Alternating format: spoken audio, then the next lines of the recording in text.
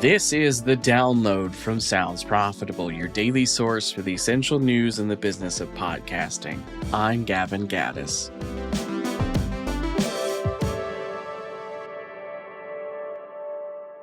Here's what you need to know for today, Monday, August 11th. First up, special screening at the Sounds Profitable Podcast Movement Lounge.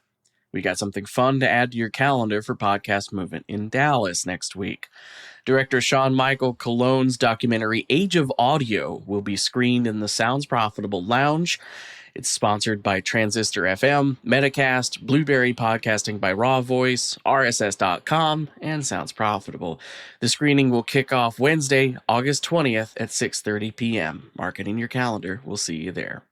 Next up, the secret strategy that built these billion-dollar B2B startups, podcast ads. This article is an overview of B2B startups finding success in advertising with podcasts, such as Vanta sponsoring This Week in Startups back in 2019. Now, podcast ads are a key part of Vanta's growth over the past 6 years.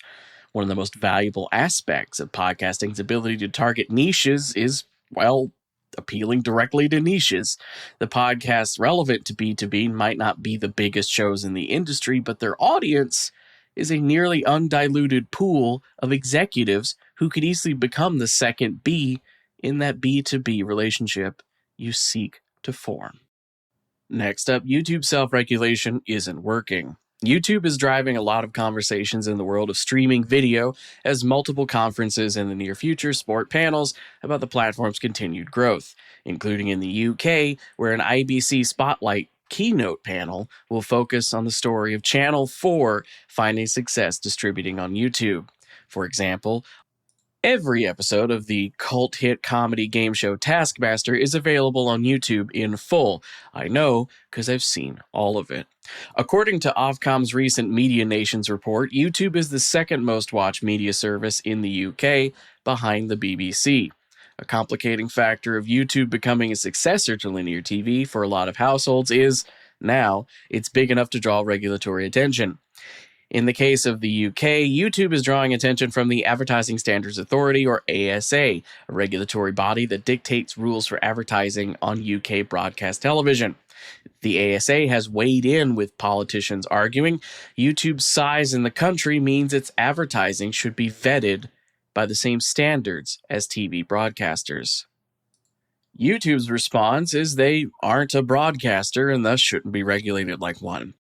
To summarize the rest of Steve Kelly's coverage here, in a world where legacy broadcasters are doing everything they can to be like content platforms, and content platforms have as much, if not more, audience than some legacy broadcasters, when does this distinction between new and old media stop mattering?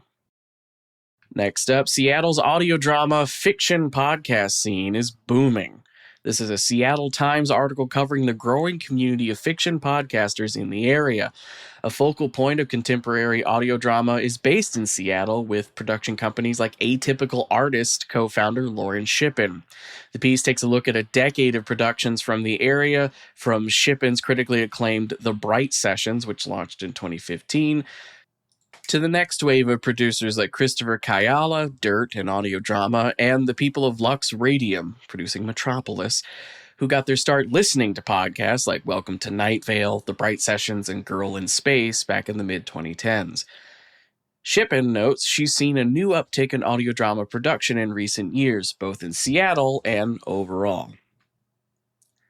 For a final top story, left-wing podcast MeidasTouch dethrones Joe Rogan. Sign of culture shift? ? This is an op-ed published in The Hill, written by Lindsay Granger, taking a look at a relatively recent shift in the podcast charts. While the MeidasTouch podcast has been a mainstay of podcast charts for quite some time now, Granger notes that, at least from June 7th through July 7th, MeidasTouch episodes pulled in over 3 times the views of episodes of the Joe Rogan Experience. While the article moves on to discuss the ever-amorphous, vibes-based discussion about whether or not the left needs a Joe Rogan and whether or not that's coming true, I want to focus on a core truth. Podcasts are part of the mainstream. Rogan's place in the podcast charts has fluctuated quite a bit, and that's been a topic of discussion. There's also the topic of the growth of more left-leaning podcast productions and the political utility of podcasts in the American political conversation. Those three are all topics that I've seen appear in the download multiple times over the past couple of years. The podcasting industry is so embedded in everyone's daily lives, it's generating dozens of op-eds and online conversations relitigating topics about individual podcasts, not even the entire industry.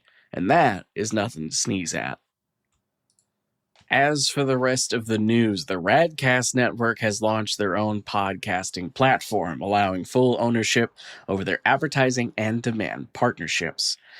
Media Village has a piece on how, compared to other mediums, podcast audiences score highest in interest for personalized AI-powered marketing, as well as receptivity to AI-based services and brand messaging. No, I'm not sure if that's a word yet. I'll find out when I run it through spell check. Podlink now runs a new platform with a slew of upgrades and tweaks, including removing and replacing deprecated platforms and the addition of newly developed ones. PPC Land has a new piece covering Audioboom's video strategy and how it has found results to the tune of $40.74 RPM back in June. Edison Research has the 2025 edition of the UK Podcast Consumer up and ready for download, and Tomas Rodriguez has joined SiriusXM as part of their programmatic sales team, focusing on DSP business development.